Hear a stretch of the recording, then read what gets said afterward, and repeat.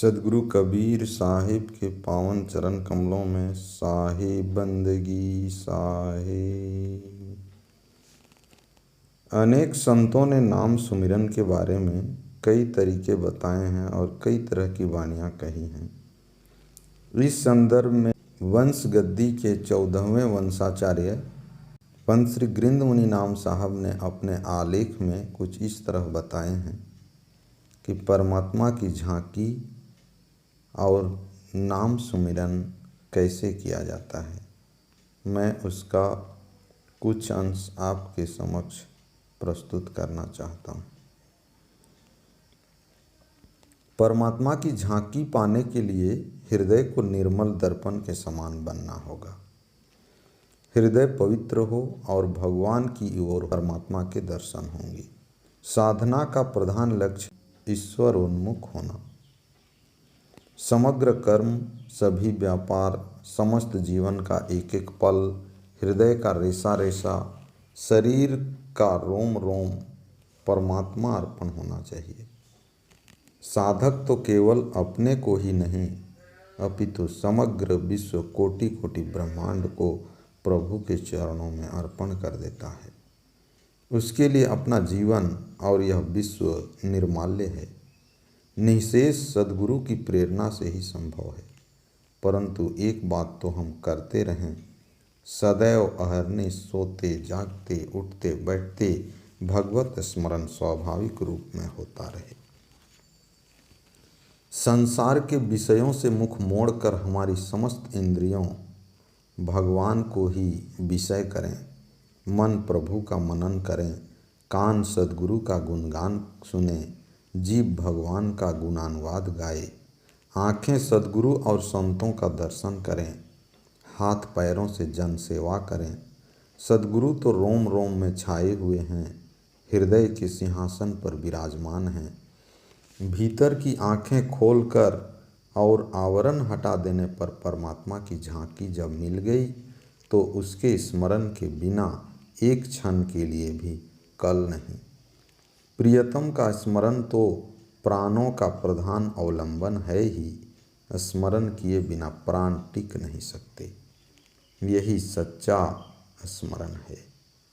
पिया के इस सच्चे स्मरण के बिना जीव को अनंत जन्म मरण का दुख झेलना पड़ता है। धनी धर्मदास जी साहब ने कहे हैं, बौरी तय पिया की सूरत बिसारी, याते जन्म जन्म दुख भारी।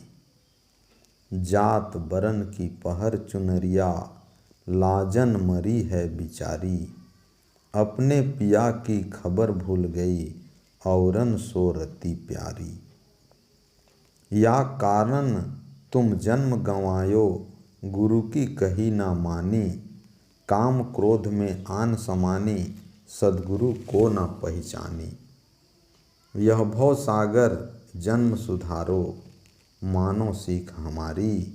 धर्मदास कहें अब के चेतो, जन्म जन्म की सारी।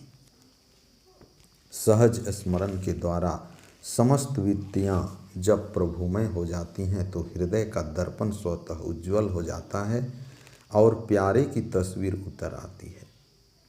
व्यक्तिगत जीवन में यही सत्य का अवतरण है। हम सांसारिक पुरुष जितना ठोस इस जगत को समझे हुए हैं, उससे भी अधिक विश्वास और प्रतीति धर्मनी आमीन को परमात्मा की दिव्य दर्शन में है। यह दर्शन अति चेतन दशा, जिसमें परम तत्व का अनुभव होता है, आध्यात्मिक अनुभूति की सर्वोच्च स्थिति है और जिसका प्राप्त करना पंथ का परम लक्ष्य है। वह अनुभव किसी भौतिक जीवन के देखने की भांति प्रत्यक्ष एवं वास्तविक होता हुआ भी भौतिक व्यापार नहीं है। परमात्मा देखने वाले से भिन्न किसी पदार्थ के रूप में दृष्टिगोचर नहीं होता। यह दोनों देखने की क्रिया में ही एक रहते हैं। परमात्मा का प्रकाश भौतिक अर्थ में प्रकाश नहीं और न इसी कारण वह हमारी चाक्षुष शिराओं द्वारा ग्रहण किया जा सकता है। यद्यपि इसकी तुलना कभी कभी अनेक सूर्यों की प्रभा से की जाती है, तो भी इसके आधार सूर्य या चंद्र नहीं है। यह बिना सूर्य के सूर्य प्रकाश है और बिना चंद्रमा की चांदनी है। भीतर की ज्योति पूर्ण दीप्ति के प्रकाशित होती है, किंतु इसके प्रज्वलित रखने के लिए किसी तेल व बत्ती की आवश्यकता नहीं पड़ती। अपने व्यापक प्रेम द्वारा अभिभूत होकर विरहिणी सारी सृष्टि को अपने रंग से ही रंगी हुई पाती है। परमात्मा से मिलने की उत्कंठा में ही नक्षत्र अपने अपने चक्रों पर घूम रहे हैं और अपने प्रियतम के प्रेम की ही प्रदक्षिणा कर रहे हैं।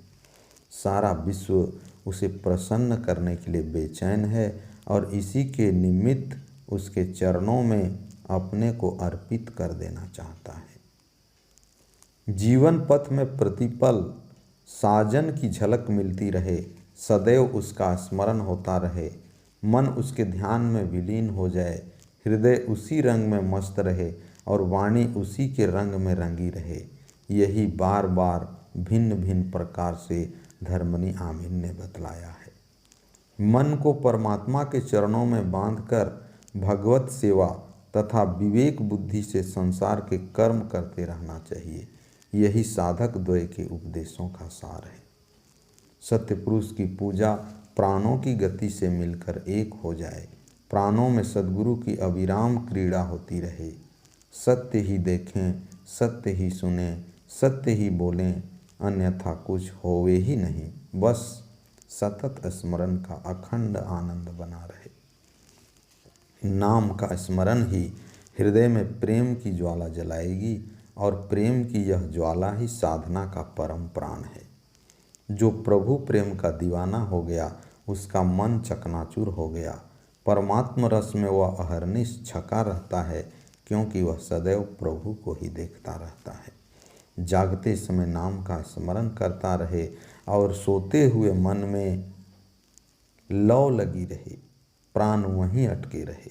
अहर्निश एक रस बराबर अविच्छिन्न नाम स्मरण होता रहे, कहीं एक पल के लिए भी तार ना टूटे। यह स्मरण जीवन का परम मधुर व्यापार है, प्राणों की परम गोपनीय क्रीड़ा है। इसका रस ही भीतर पीता रहे, उसी रस में अलमस्त रहे। अजपा जाप के द्वारा नाम स्मरण का जो रस है, उसे बिरले ही लोग जानते हैं, और जिसने एक क्षण भी वह आनंद पा लिया, उससे फिर वह नाम छूटता ही नहीं। जिस प्रकार हमें सांस लेने में श्रम नहीं करना पड़ता, उसी प्रकार नाम स्मरण भी अनायास होता रहता है। उसके लिए कोई प्रयास या चेष्टा नहीं करनी पड़ती। अजपा जाप पहले सांसों के द्वारा ही शुरू किया जाता है, फिर वह और भी सूक्ष्म होकर प्राणों की गति या धड़कन के साथ मिल जाता है और वह सूक्ष्मतम होकर स्वतः स्फुरित होने लगता है। पत्नी अपने पति का नाम नहीं लेती, लेकिन पति का नाम उसके शरीर, मन, प्राण, आत्मा में घुला हुआ रमण करता रहता है। ठीक इसी प्रकार सच्चे स्मरण करने वाले को नाम स्मरण नहीं करना पड़ता। नाम तो उसका प्राण है और उसका सतत स्मरण उसके हृदय गुफा में होता रहता है। सुरत निर्त समेट के सोई नाम नि अक्षर धरी, सुरती निर्ति सो बांधे नेहा, पावे नाम हंस की देहा। लौ का साधारण अर्थ है दीपक का जागता हुआ प्रकाश। दीपक में तेल भर दिया जाता है, बत्ती डाल दी जाती है और उसे एक बार लौ दिया जाता है। फिर जब तक दीपक में तेल है, बत्ती बनी हुई है और बाहर के आंधी तूफान से वह सुरक्षित है, तब तक वहाँ प्रकाश बना रहेगा, लौ जलती रहेगी। ध्यान इस बात का रखना होगा कि तेल समाप्त ना होने पावे, बत्ती बुझने ना पावे, और जहाँ अखंड दीप की बात है वहाँ तो सतत सावधान रहना ही पड़ेगा। एक क्षण की विस्मृति से दीपक के बुझ जाने और घोर अंधकार के घिर जाने की आशंका है। अंतर की लौ के संबंध में भी ठीक यही बात है, वहाँ भी सतत सावधान रहना पड़ता है। एक पल के लिए भी वृत्ति बहिर्मुख हुई नहीं कि सब कुछ मिटा। मन, प्राण, चित्त, बुद्धि, आत्मा सभी के सभी भगवान के स्मरण में डूब जाएं, वहाँ उस परम दिव्य स्पर्श की पावन अनुभूति में छके रहें, यही अखंड जागरण है। इसे ही लौ कहा गया है। लौ लागी तब जानिए जग रहे उदास, नाम रटे निर्भय कला हरदम हीरा सास। लौ की खुमारी एक क्षण के लिए भी नहीं उतरती। यह वह नशा है जो 8 पहर 64 घड़ी बना ही रहता है, और इस नशे में चूर संत फिर संसार के कोलाहल में नहीं लौटता। वह उसी में अहर्निश छक्का अलमस्त डोलता रहता है। मोक्ष प्राप्ति का साधन वह ईश्वरीय स्मृति या सुरति है जिसके साथ कोई व्यक्ति जन्म लिया करता है। बच्चे में वह सबसे निर्मल समझी जाती है। जैसे जैसे मनुष्य सांसारिक स्वार्थपरक कार्यों में निरत होता है, वैसे वैसे आयु के साथ धीरे धीरे यह स्मृति भी क्षीण होती है। बालकों के सरल चित्त के लिए घास की साधारण पत्तियों, तुच्छ फूल जिनका प्रौढ़ मनुष्यों के समक्ष कोई भी मूल्य नहीं रहता और पैरों तले कुचल दिए जाते हैं, छोटी छोटी तितलियाँ, घने घने कुंज व अन्य ऐसी वस्तुएं भी सौंदर्य से पूर्ण रहती हैं और उनमें बरबस अतुलनीय आनंद का उद्रेक उत्पन्न करती है, किंतु उसके बाद यह बात नहीं रहती। मनुष्य के हृदय के तार अत्यंत ढीले पड़ जाते हैं और तब प्रत्येक स्पर्श के अनंतर वैसी ही झंकार पैदा नहीं करते और न वह मधुर संगीत ही निकलता है। बचपन में स्वर्ग चारों तरफ घेरे रहता है और ज्यों-ज्यों बालक बढ़ता जाता है त्यों-त्यों कारागार की छाया उसे आच्छादित करती हुई दिखाई पड़ती है। प्रौढ़ मनुष्य इस कारागार को अपना नैसर्गिक निवास गृह मानने लगता है, परंतु वहाँ भी वह कभी कभी उस ईश्वरीय स्मृति की झलक पा लेता है और उसे उस रहस्यमय शक्ति के साथ अपने का एक धुंधला आभास मिल जाता है जो सर्वव्यापिनी शक्ति के पीछे अप्रत्यक्ष रूप से काम किया करती है, और इस दशा में वह अपने को संसार के भीतर आत्मानुभूति सा अनुभव करने लगता है। उन लोगों के ही साथ का संपर्क सुरति को निश्चित रूप से जागृत करने वाला होता है, जिन्होंने स्मृति की चिंगारी को अग्नि शिखा के रूप में प्रज्वलित कर रखा है तथा जिन्होंने अपने कारागार स्वरूपी संसार की दीवारों को उसके द्वारा जला डाला है। सद्गुरु के साथ सत्संग करने में बहुत बड़ी आध्यात्मिक शक्ति समझी जाती है। जिस प्रकार चंदन का वृक्ष अपने निकटवर्ती वृक्षों को भी सुगंधित व शीतलता प्रदान करता है, अथवा भृंगी नामक कीड़ा जिस प्रकार गाकर दूसरे कीड़ों को भी अपना रूप दे देता है, उसी प्रकार सद्गुरु भी अपने निकट आने वालों को अपना स्वरूप दे देते हैं। सद्गुरु एक ऐसा डायनोमा होता है जो उन्हें अनवरत रूप में अभीष्ट विद्युत शक्ति की धारा पहुंचाता है। सद्गुरु एक ऐसा डायनेमो होता है जो उन्हें अनवरत रूप में अभीष्ट विद्युत शक्ति की धारा पहुंचाता है।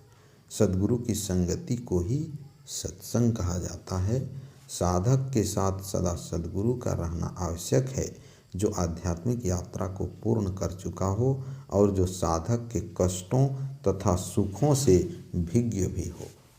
यदि कोई वस्तु किसी एक स्थान पर पड़ी हो और उसे दूसरी जगह ढूंढा जाए तो कैसे मिल सकेगी? उसे तभी पाया जा सकता है जब तुम्हारे साथ एक ऐसा मनुष्य रहे जो उसके रहस्य से परिचित हो। अध्यात्म का बीज जो धरती में पहले से विद्यमान है तभी फूल ला सकेगा और फल भी ला देगा, जब गुरु बादल की भांति आकर उस पर अवसर के अनुकूल अपने उपदेशों की वृष्टि कर दे। वस्तु कहीं ढूंढे कहीं, केही विधि आवे हाथ, कहें कबीर तब पाइए भेदी लीजे साथ। गुरु आए घन गरज करी, शब्द किया प्रकाश, बीज पड़ा था भूमि में, भई फूल फल आस। आध्यात्मिक अभ्यास के पथ पर चलने वाले के लिए हिचकिचाहट और संशय के दोनों सबसे बड़ी बाधाएं मार्ग में आती हैं। इनका निवारण तभी संभव हो सकता है जब कोई सच्ची आध्यात्मिक प्रगति वाला पुरुष उसको पथ प्रदर्शक मिल जाए। नाम सुमिरन संसार के सभी दुखों को दूर करने के लिए रामबाण के समान प्रभावशाली औषध है। जिस किसी ने नाम को अपने हृदय में स्थान दिया वह अपनी मुक्ति के लिए निश्चिंत हो गया और वह दूसरों को भी मोक्ष प्राप्त करने में सहायक बन सकेगा। सत्य नाम का स्मरण करने वाले पर कर्म का कोई प्रभाव नहीं पड़ सकता, किंतु इसके बिना सत्कर्मों का भी कोई परिणाम नहीं मिल सकता। सद्गुरु जिस सत्यनाम औषध का पता बतला देता है वह संसार के सारे दुखों के निवारण के लिए महाऔषध रूप है। जिसने इसे ग्रहण कर बतलाए हुए संकेतों का अनुसरण किया उसकी सारी वेदना जाती रही। अध्यात्म को स्मरण करते करते आराधक उसके द्वारा इतना भरपूर हो जाता है कि वह उसकी जगह ले लेता है। सद्गुरु कबीर साहब कहते हैं, तू करता तू भया मुझ में रही ना हूँ, बारी फेरी बली गई जित देखूं तित तू। सुमिरन प्रेम साधना है। वह कभी भी अपने प्रियतम से किसी वस्तु की भीख मांगने के उद्देश्य से नहीं की जा सकती, क्योंकि प्रेमी को अपने प्रियतम का नाम ही प्यारा हुआ करता है। यदि मांगना ही हो तो वह स्वयं अपने प्रियतम को ही मांगेगा। सद्गुरु कबीर को पाकर धर्मनी आमीन ने अपना सब कुछ पा लिया। उनके सत्संग के फलस्वरूप उन साधक द्वय का जीवन आध्यात्मिक मार्ग से गुजरकर सत्य पुरुष में विलीन हो गया था। उन्होंने अपने अगम गुरु के चरणों में अपना सर्वस्व न्यौछावर कर सर्वत्र को प्राप्त कर लिया था, अपने को मिटाकर अनंत को पा लिया था। इसलिए उनके जीवन में अनुराग की ज्योति अकंपित जलती रही। आपको यह वीडियो कैसा लगा कमेंट्स बॉक्स में ज़रूर लिखिएगा। मैं इसी तरह के सद्गुरु कबीर साहब, धनी धर्मदास जी साहब के वाणी वचनों का गुणानुवाद और क्षेत्र में होने वाले सत्संग, भजन, प्रवचन, चौका आरती आदि का कवरेज लाते रहता हूँ। इसलिए कृपया इस चैनल को सब्सक्राइब कर लीजिए और आने वाले बेल को ज़रूर प्रेस कर लीजिए ताकि मेरे अगले वीडियो का नोटिफिकेशन आपको मिल सके। आज का वीडियो अंत तक देखने के लिए बहुत बहुत धन्यवाद। साहिब बंदगी साहिब, साहिब बंदगी साहिब।